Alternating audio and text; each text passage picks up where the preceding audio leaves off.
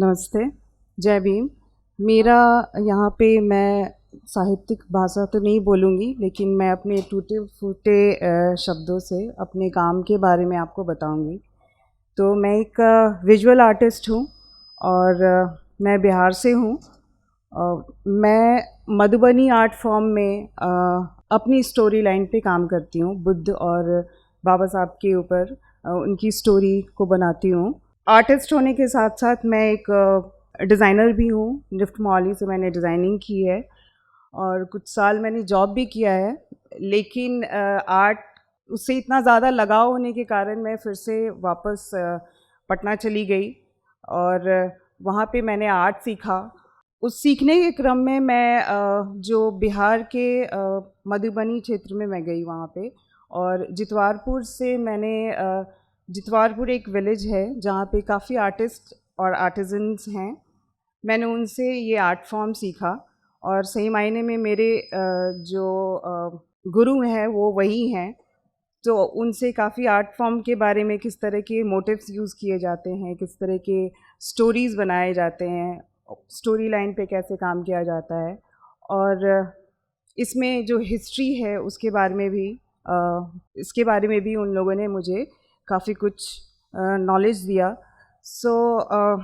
जब मैं जितवारपुर में थी तो वहाँ पे जो आर्ट फॉर्म है उसमें भी किस तरह से लोग अलग अलग कम्युनिटी के लोग अलग अलग आर्ट फॉर्म करते हैं, जिसमें दलित जो वर्ग है वो अलग काम करते हैं। जैसे जो काम आर्ट फॉर्म होता है उसको टैटू आर्ट बोलते हैं, और मिथिला पेंटिंग भी होती है जिसमें रामायण, महाभारत और कृष्ण लीला जैसी जो उनकी स्टोरी है वो लोग मधुबनी आर्ट फॉर्म में बनाते हैं। और एक और आर्ट फॉर्म है वहाँ पे जिसको तांत्रिक आर्ट भी बोलते हैं। तो ये जो तांत्रिक आर्ट है ये एक पर्टिकुलर एक जो जाति ही कर सकती है, ब्राह्मण जाति ही कर सकती है, और इसके अलावा और किसी को ये आर्ट फॉर्म करना मतलब नहीं कर सकते हैं, वो रिस्ट्रिक्शन है वहाँ पे।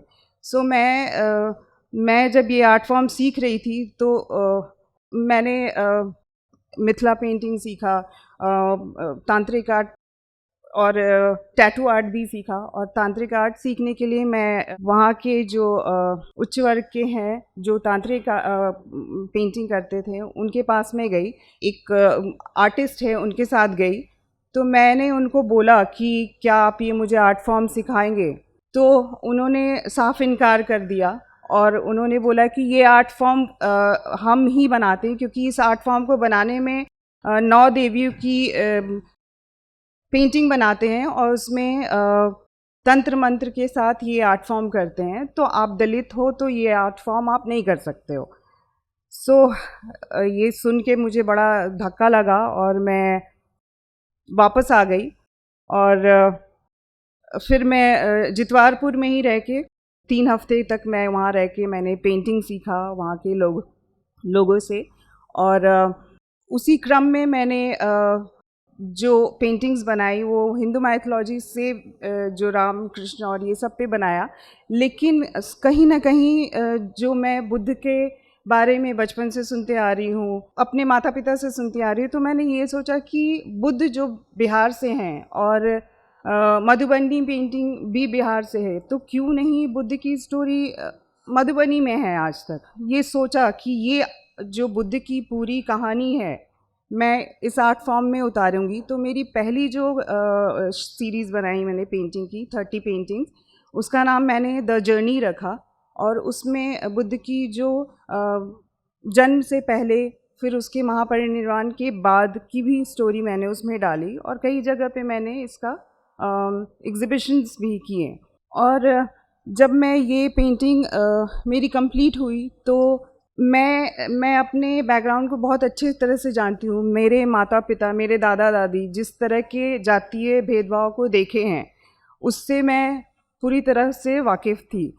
तो मेरे जहन में ये आया कि क्यों नहीं मैं अपने जो समाज के उद्धारक हैं, जो लोग हैं जो हमारे लिए हमारे समाज के लिए इतना कुछ प्रेरणा दिया और हमारे समाज के लिए को उठाने के लिए इतना कुछ काम किया, उनकी भी स्टोरी क्यों नहीं बनाई जाए, जिसमें से एक स्टोरी मैंने बाबा साहब की बनाई, जिसमें बाबा साहब की जो पूरी जर्नी है और उनके साथ जो भेदभाव हुआ और उससे वो कैसे निकले, उनके अचीवमेंट, वो सारे मैंने उस पेंटिंग में डाले, पूरी स्टोरी उसकी उनकी बनाई। और साथ ही मैंने जो अभी दूसरे जो मैं आर्ट जो दूसरा कलेक्शन पे काम कर रही हूँ वो है द क्वांटम जर्नी, ये नाम दिया है मेरा। तो उसमें आप देखेंगे कि कुछ पेंटिंग बनाई हुई है मैंने, और उसमें आपको देखने को मिलेगा कि किस तरह से जो हमारे समाज को ऊपर उठाने का काम किया है, वो लोग कितनी दूर तक सोचते थे, कितनी उनकी सोचने की शक्ति कितनी दूर तक थी। तो उसमें मैं बाबा साहब की भी पेंटिंग बना रही हूँ, सावित्रीबाई फुले, महात्मा फुले, नांगेली और पेरियार जैसे महापुरुषों की मैं पूरी जो जीवनी है उसको अपने पेंटिंग के द्वारा दिखाने की कोशिश कर रही हूँ।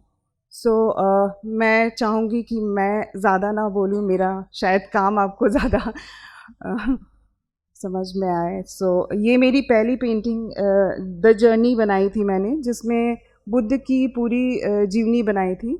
इसमें आप देखेंगे कुछ ये सुजाता, जहाँ पे भगवान बुद्ध पूरी घोर तपस्या में थे और उन्होंने, सुजाता ने उनको खीर खिलाया था, तब उनको मिडिल पाथ का मतलब समझ में आया था, तो वो मैंने विजुलाइज करके बनाया है।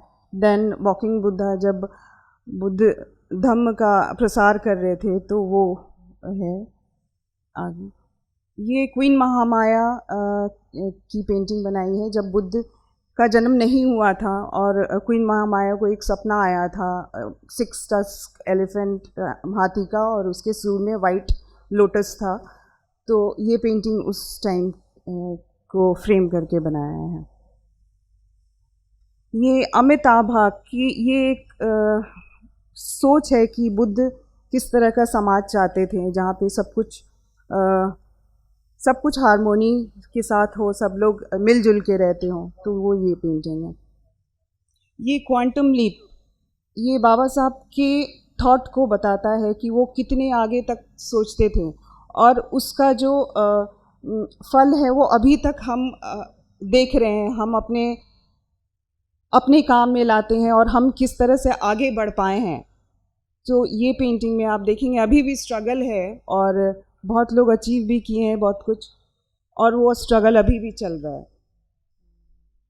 ये पेंटिंग बाबा साहब की जो एडनबर्ग यूनिवर्सिटी में है, ये पूरी पेंटिंग बाबा साहब की जर्नी है, जैसे कैसे उनको स्कूल में अलग बिठाया जाता था, किस तरह से उनके साथ भेदभाव हुआ था, और भी जितने उनके इम्पॉर्टेंट मोमेंट थे टाइम के, जैसे गोलमेज सम्मेलन हुआ, पूना पैक्ट हुआ, तो ये पूरी स्टोरी को मैंने एक पेंटिंग में डालने की कोशिश किया। ये सावित्रीबाई फुले की है। इसमें जो हमारी प्रथम महिला शिक्षिका थी, टीचर थी हमारी, जिन्होंने महिलाओं के लिए पहला स्कूल खोला था, तो उनका जो पूरा महिलाएं कैसे संघर्ष कर रही हैं, और एक तरफ आप देखोगे कि क्या कुछ कर सकती हैं अपने लाइफ में। ये पेंटिंग है वाटर कलर ऑन पेपर। सो ये जो पेपर है ये राजश्री गोते करके एक आर्टिस्ट हैं, उन्होंने बनाया है ये पेपर, और ये मनुस्मृति जो होता है उसको गला के उसके पल्प से ये पेपर बनाया गया है। और जो आर्टिस्ट है उनको ये दिया गया है कि आप इसमें किस तरह के थॉट रखते हैं, आप क्या सोचते हैं इस पेपर को देख के। तो मैंने अपना हिस्ट्री बनाया है इसमें, और किस तरह से हमें स्पिटिंग बॉल हमारे गले में बांधा जाता था और झाड़ू हमारे कमर में बांध दिया जाता था। तो ये मैंने वो पूरा बना के इसको जला दिया है, क्योंकि मेरे जहन में यही आता है कि ये हमारा हिस्ट्री था और जो अभी भी स्ट्रगल है। ये एक मैंने काम किया था, जो एक वेबसाइट है उनके लिए काम किया था, इंडिया एंड मी। सो ये यहाँ पे एक कैफ़े करते हैं और इसमें बताते हैं कि किस तरह से लोगों को एक लर्निंग एंड अनलर्निंग का प्रोसेस करना चाहिए, बहुत कुछ अनलर्न करने की भी ज़रूरत है हमें। सो इसका जो मैंने पेंटिंग बनाया नेक्स्ट, सो इसमें आप देखेंगे कि किस तरह से ये जो ह्यूमन फेस है ये मी है, और जो बाकी जो बाहर जो ट्री के ब्रांचेस निकले हैं ये इंडिया है। सो इंडिया किस तरह का होना चाहिए, जहाँ पे कोई किसी भी तरह का भेदभाव नहीं होना चाहिए, कहीं भी ऊंच नीच नहीं होना चाहिए, और विमेन जो है वो इक्वली हर चीज़ में पार्टिसिपेट करें, विकलांग हो या अछूत हो, हर लोग इक्वल हैं, चाहे LGBTQ हो। तो ये एक ऐसा समाज का उन्होंने कल्पना किया और मुझे बोला ये पेंटिंग बनाने के लिए। सो ये एक नेक्स्ट पेंटिंग मैंने बनाई थी, ये क्रिम्सन क्रूसेडर्स शक्तिलाल। इसमें जो विमेन के सैनिटेशन के ऊपर जो जागरूकता का अभियान चलाया था, जिसमें विमेन का जो महिलाएं जो गरीब हैं और जिनको सैनिटेशन के बारे में बात करने में बहुत हिचकती हैं, तो उनको उनको जागरूक करने के लिए ये पेंटिंग मैंने बनाई है, जिसमें आप देखेंगे मेंस्ट्रुएशन कप है, और दूसरी तरफ आप देखेंगे मंथ का पूरा साइकिल है, किस तरह से मेंस्ट्रुएशन कप को यूज़ करना है। फिर नेक्स्ट में आप देखेंगे कि किस तरह से उसको टाइम टू टाइम उसको चेक करना है, क्लीन रखना है, हाथ क्लीन रखना है, और नेक्स्ट अपने आप को हेल्दी रखना है, और विमेन सुबह सुबह वॉक करें, पेट में दर्द होने पे गर्म पानी का। सो ये पूरा जो है ये जागरूकता का ये पूरा उसके लिए मैंने पूरी पेंटिंग इसमें बनाई है। सो ये मैं बस इतना ही कहूँगी कि पेंटिंग से आपको सब कुछ पता चल रहा होगा कि किस तरह का मेरा काम है। So thank you.